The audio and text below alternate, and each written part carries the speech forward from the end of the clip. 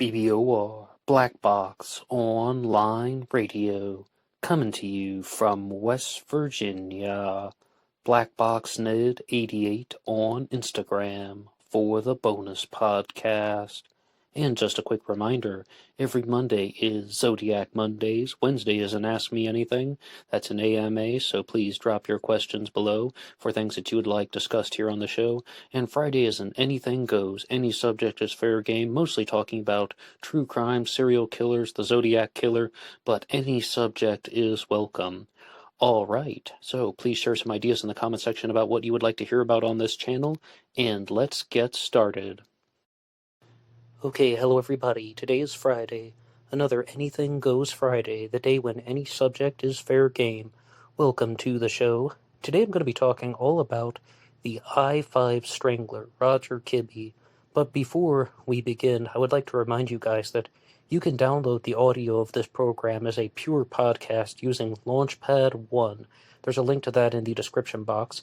If you would like to download the video version of the show, you can use YouTube Premium, but that you have to pay for. LaunchPad 1 is free. You can download the audio, take it on the go, anywhere and anyhow. Link is in the description box. And I am also the host of Astro-Psych 400. I did a 12-part video series on astrology, one for each zodiac sign, and that's just it. Talking about the Zodiac Killer every Monday got me curious about astrology and star signs, so I did a video series on that on YouTube under the channel name Astro-Psych 400. And another great way to support the show, in addition to just listening, is to visit the Amazon page that is in the description box. Look at a copy of the book Killer on a White Horse by me, Ned DeHaan.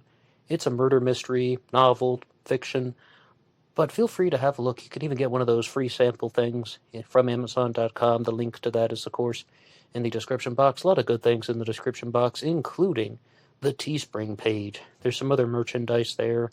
And remember, being weird is not a crime. Today I wanted to talk about the I-5 Strangler because I learned about this set of murders in somewhat of a roundabout way. Several months ago, I did an episode on the Sacramento freeway murders which occurred in 1986. It was a double murder that could possibly be connected to the Zodiac Killer, and as I was going through the sources for that one, I found that numerous places were just popping up all of these results about the I-5 Strangler, Roger Kibbe, and I knew that I had to learn more at some point, and I finally just sat down and decided to take in as much of the info as I could. So, as we'll see very early on, Roger Kibbe, the I-5 Strangler, is going to have some very, very regular serial killer hallmarks, like some very typical and expected behavior of a serial killer, and there's going to be a lot of info in this story that is challenging, that is different, that makes me very suspicious. It's abnormal behavior for a serial killer. I would like to point out something, though. If you go over to his page on Murderpedia, he's referred to as the I-5 Killer, and there are at least 2 other people that are referred to as the I-5 Killer in the true crime world. I mean, the first one that comes to mind is Randall Woodfield, but I think that he's definitely more well known as the I-5 Strangler. And Roger Kibbe was born in 1941. He had a childhood that was somewhat alienated. Almost all the sources that talk about his upbringing say one very important thing. He had an abusive and domineering mother who would beat him.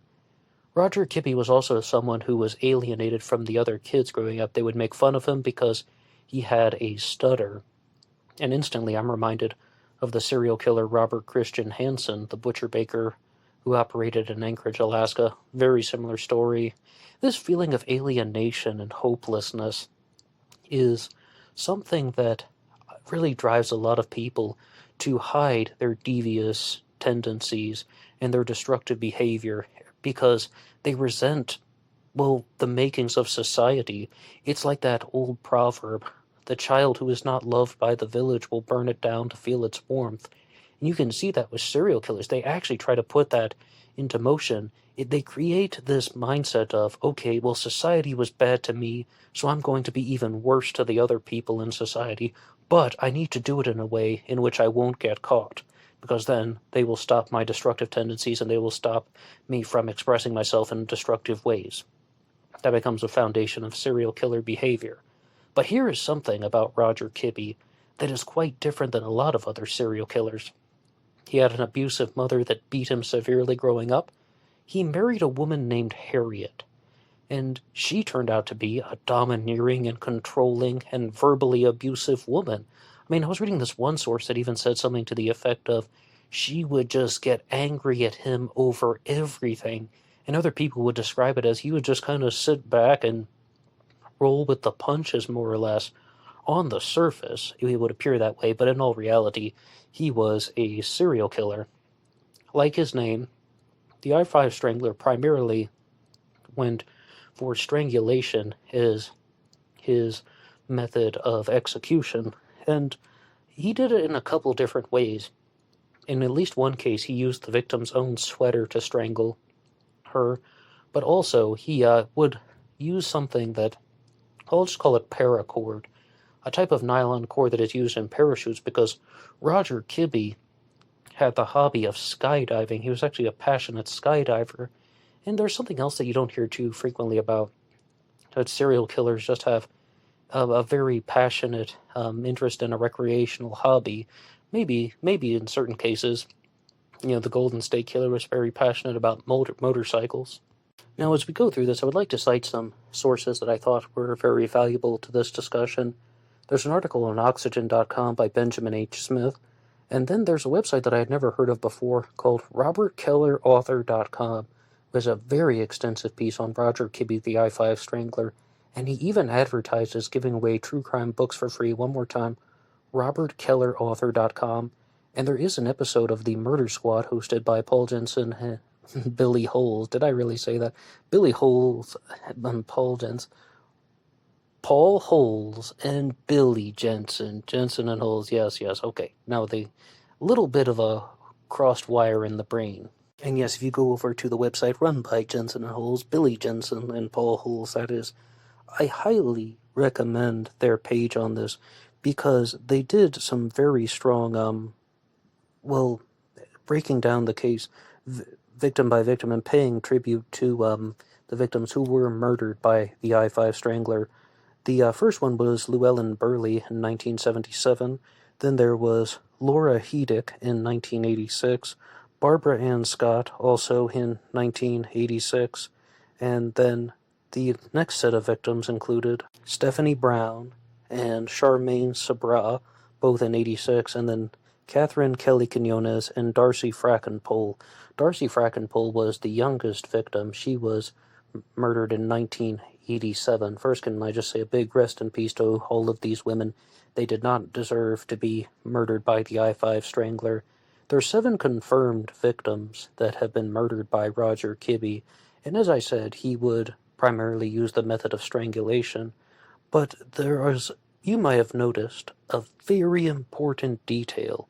The first victim was Llewellyn Burley, who was murdered in 1977.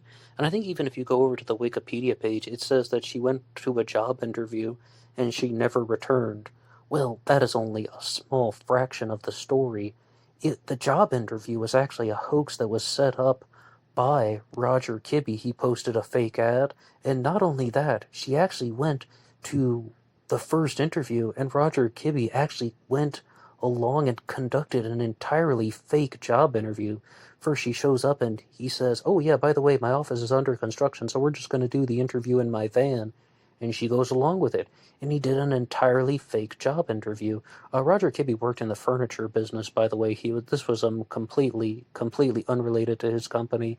And then she came back for the second interview, which she thought was, well, the first one was real. We actually had a preliminary meeting in his van. So then she came back for the second one, and she was never seen again. And there's some very important notes about the murder of Llewellyn Burley that I will share later on. But with the other victims, you may have noticed that they have a time period resurfacing in 1986 and then going on to 1987 with the murder of Darcy Frackenpole. Darcy Frackenpole was a runaway from Seattle who turned to prostitution, and she was murdered by Roger Kibbe. And then, because they caught onto his activities. They even assembled an I-5 Strangler task force, and they could tell that somebody's abducting women off of Interstate 5 in California, and they were able to pin the murder of Darcy Frackenpole on him. And I believe I was reading this on that website about the I-5. Yeah, Robert Keller, I believe, was the one who posted this, when he said that even though Roger Kibbe went through an enormous amount of effort to cover his tracks, he couldn't do everything.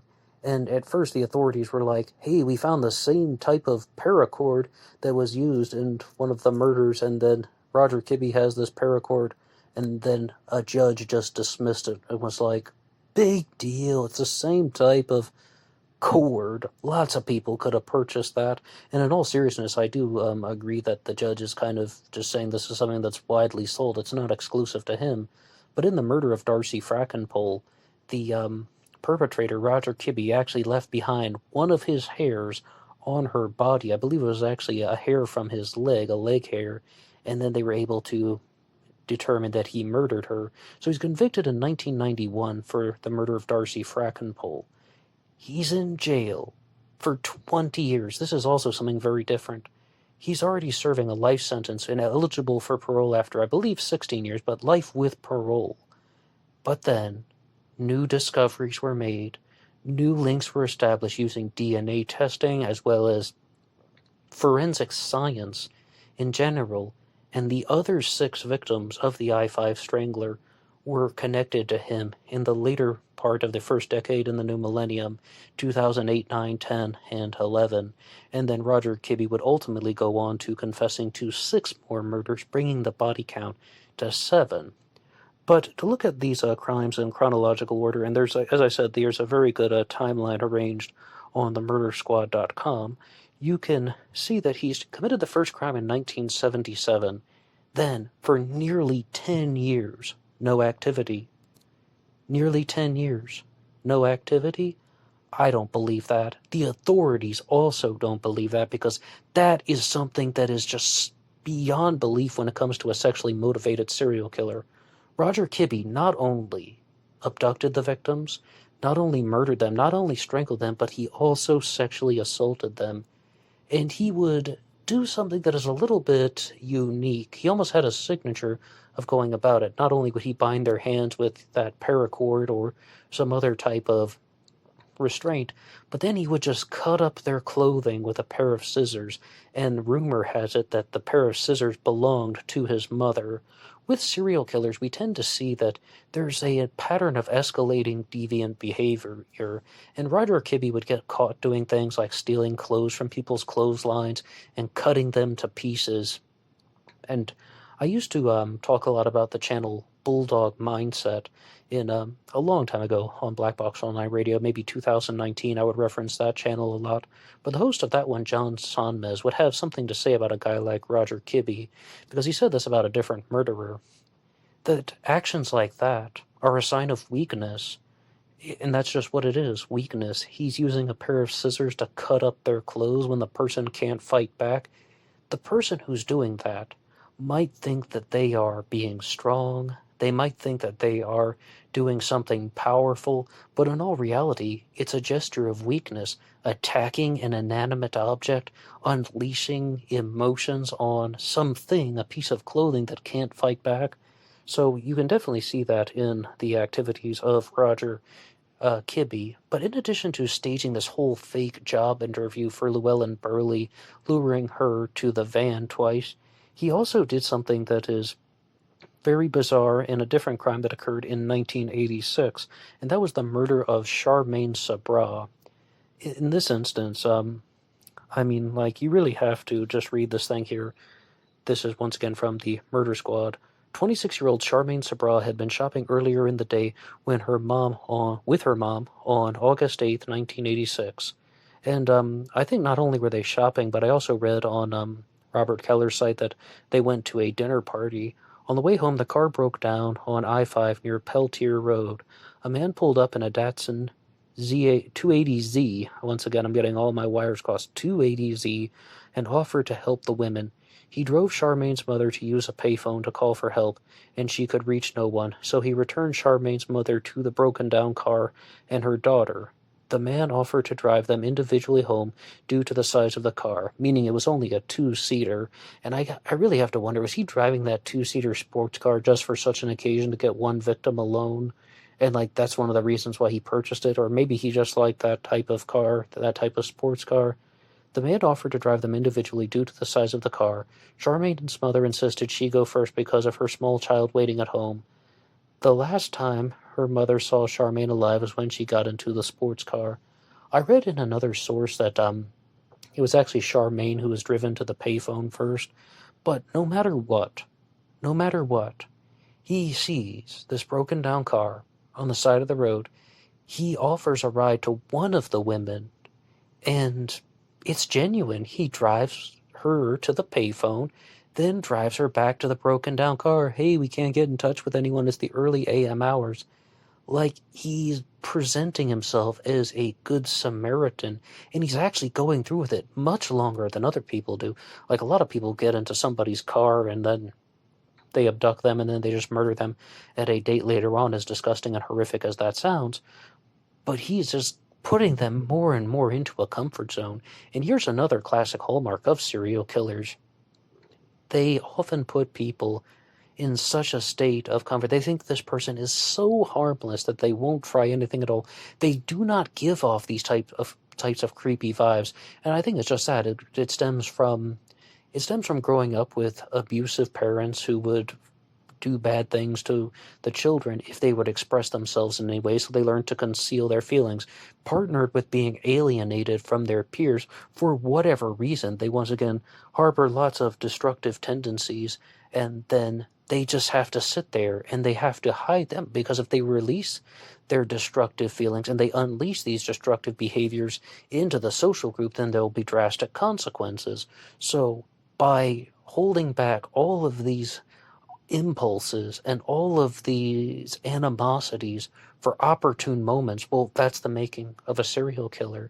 But most people don't go along with it that much. I was just talking about the serial killer John Arthur Ackroyd in a recent episode. He's the subject of the documentary Ghosts of Highway 20, and even though he was a very intimidating figure when you look at him in photos, people said that about him as well. When he abducted a woman, she's like, he didn't give off a single bad vibe. Serial killers learned how to do this. They put people in this false sense of security. But yes, Charmaine Sabra was abducted, and then she was murdered as well. Roger Kibbe had an age range of 17 to 26, late teens to mid-20s for his victims. And I believe that he is someone who is rather consistent with that.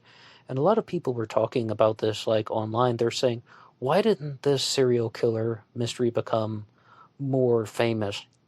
In the 1980s, it definitely was a big deal. They even assembled an I-5 Strangler task force because they noticed the concentration of activity in 1986, that these women are being abducted, and it seems to be centered around Interstate 5. And not only would Kibbe abduct the women, sexually assault them, strangle them, he would then dispose of their bodies in various places. That's also very normal for serial killers to perform, and trying to hide their bodies. And I said I would go back to something about the murder of Llewellyn Burley, which occurred in 1977. Her body was hidden near Lake Berryessa in California, nonetheless.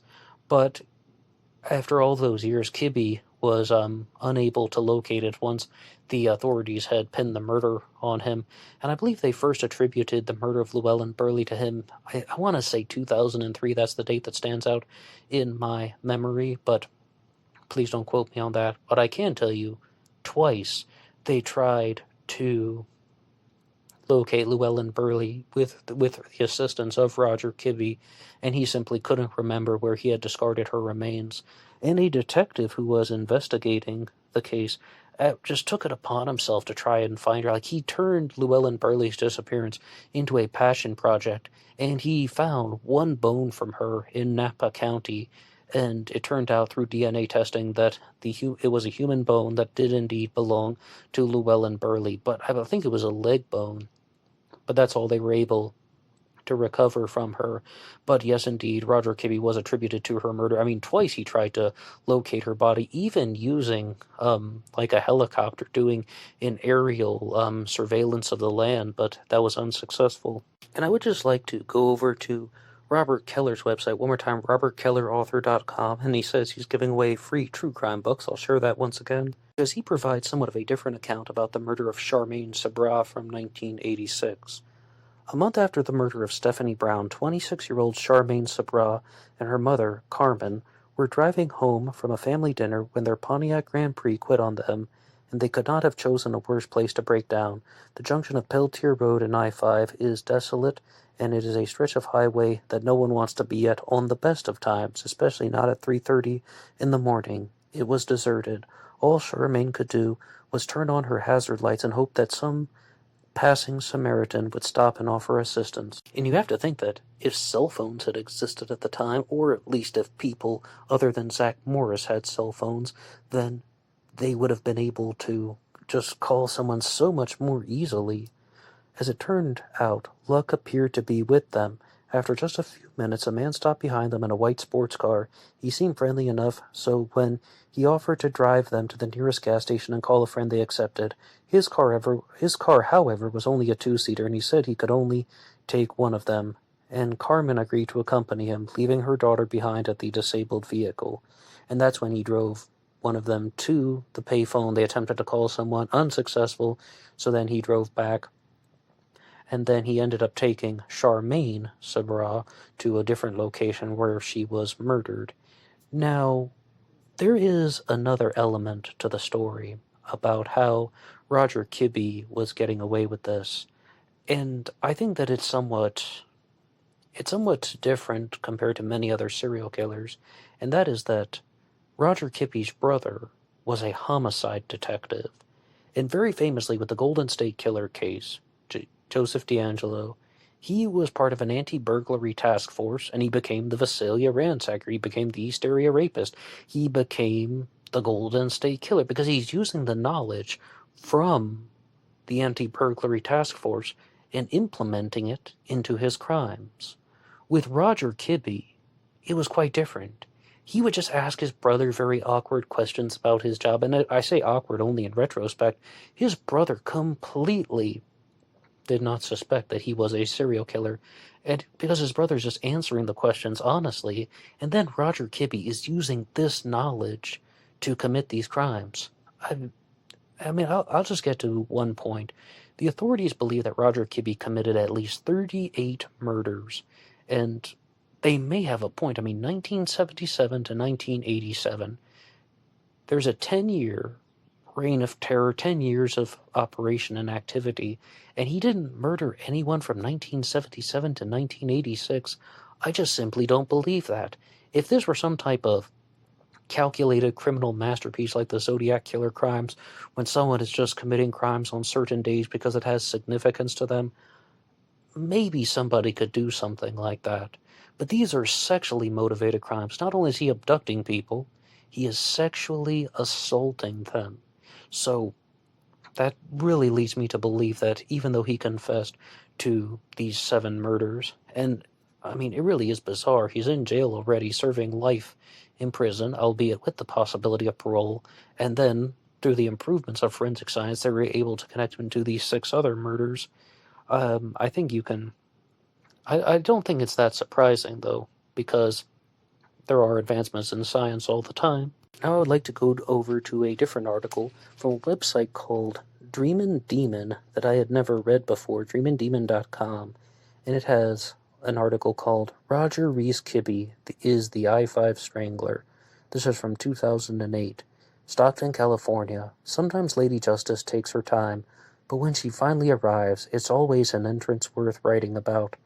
On Friday, as I said, 2008, a grand jury indicted Roger Reese Kibbe for the murders of Llewellyn Burley, Laura Hedick, Barbara Ann Scott, Stephanie Brown, Charmaine Sabra, and Catherine Kelly Quinones. Burley was killed in 1977, and The other women were all dumped near Interstate 5 in California in 1986. Kibbe was already serving a prison term for the 1987 murder of Darcy Frackenpole, a 17-year-old runaway from Seattle. And an interjection about that, as the police began to zero in on the I-5 Strangler, using that I-5 Strangler task force that I mentioned, Kibbe's brother, the homicide detective, learned about their leads before Roger Kibbe did, I should say. They both had the same last name. And he absolutely shot down the idea. He's like, no way, you guys got the wrong guy. It's impossible. He did not suspect his brother of being a serial killer, or if he did, he concealed it from the I-5 Strangler task force that was trying to find this guy who's dumping the bodies off of I-5. But then, as they zeroed in on Roger Kibbe, his brother just told him, like, you have to turn yourself in and confess. I mean, they've caught you already for the murder of Darcy Frackenpole, as I said, because certain forensic material was left behind. Roger Kibbe had long been suspected of the other murders, but due to California law about jurisdiction, it was impossible to try Kibbe for all the murders in all the counties. After the laws were changed, the cases were reopened, and a grand jury spent February hearing evidence in the serial murders. The San Joaquin County District Attorney's Office is prosecuting all of the murders as one case, but it is working with district attorneys in other counties where the victims were killed. Kibbe liked to abduct girls and young women, rape them and assault them, and do bad things to them. Then he would strangle them with their own clothes. And also, as I said, sometimes he would use the paracord, like the parachute nylon cord. He'd leave most of the bodies thrown out like the trash along I-5, hence the catchy nickname. His victims are named in the indictment. Llewellyn Burley was killed around September 15th of 1977. Laura Hedick was killed on or around April 21st of 1986. There it is again, that enormous time gap. It never will sit right with me. I mean, it really seems like he was operating during that 10-year span, and just they could not connect him to it. Next murdered was Barbara Ann Scott on July 3rd of 1986. Stephanie Brown was murdered on or about July 15th of 1986. Charmaine Sabra died at Kibbe's hands around August 17th of 86, and Catherine Kelly Quinones was killed around November 5th of 86. And as I said, of course, Darcy Frackenpole was killed in 1987. The murder that got Kibbe put away was the murder of Darcy Frackenpole. He was convicted in March of 1991. Thing is, it was well known that Kibbe was probably the guy behind these murders. He didn't keep his mouth shut very well, and there were books written in the 1990s naming him as the prime suspect, but the law can be a complacent thing and have a short memory. With Kibbe behind bars for Darcy Frackenpole's murder, nobody outside the victims' families were too worried about him until they realized that Kibbe could very soon be up for parole. As I said, that 16-year sentence, I believe it was 16 years, after serving 16 years, and he was eligible for parole. And the long story short about the life of Roger Kibbe is that he was convicted, and even on Murderpedia, they'll just lay it out like this. The so-called I-5 Strangler was sentenced to 6 consecutive life sentences after pleading guilty to 6 Northern California killings in an effort to avoid the death penalty. So he did go on confessing to these crimes. However, he did not confess to any of the, I guess you would call, unconfirmed crimes of the I-5 Strangler. And this story took an even, well, I mean, just a different turn in a different way. Roger Kibbe was murdered in prison by his own cellmate. On February 28th of 2021, Jason Boudreau ended Roger Kibbe's life by strangling him nonetheless. Manual strangulation. And yes, Jason Boudreau knew exactly who he was. To talk about this, I'll go over to an article from the Associated Press. The man accused of strangling the California serial killer known as the I-5 Strangler won't face the death penalty, a prosecutor said. Amador County District Attorney Todd Reeby said he had filed first-degree murder charges against Jason Boudreau and will seek a sentence of life in prison without the possibility of parole. Boudreau, age 40 at the time, was accused of strangling Roger Reese Kibbe, whose body was discovered on February 28th of 2021 in their shared cell at Mule Creek Prison, southeast of Sacramento. Boudreau was already serving life without parole for strangling his then-girlfriend in 2011 in Riverside County. I think you can get the idea. He knew that Roger Kibbe was a sex offender, he knew he was a serial killer, and he strangled him to death. And, I mean, Jason Boudreaux talked about this very clearly. I forget the exact source where he said this, but he felt that he was doing a service. Death penalty cases are costly and lengthy affairs, and they include automatic appeals. California hasn't executed anyone since 2006, and they have issued a moratorium on capital punishment as long as Gavin Newsom is in office. Kibbe, age 81, was initially convicted of the 1991 strangling of Darcy Frackenpole, a 17-year-old who had run away from Seattle. Her nude body was found west of South Lake Tahoe, below Echo Summit, in 1987. Investigators said that they began suspecting him of other slayings, but it wasn't until 2009 that a San Joaquin County District Attorney Office of an Investigator used new developments in DNA evidence to connect him to additional slayings in Northern California. Roger Kibbe entered a guilty plea to 6 additional killings in exchange for prosecutors not seeking the death penalty.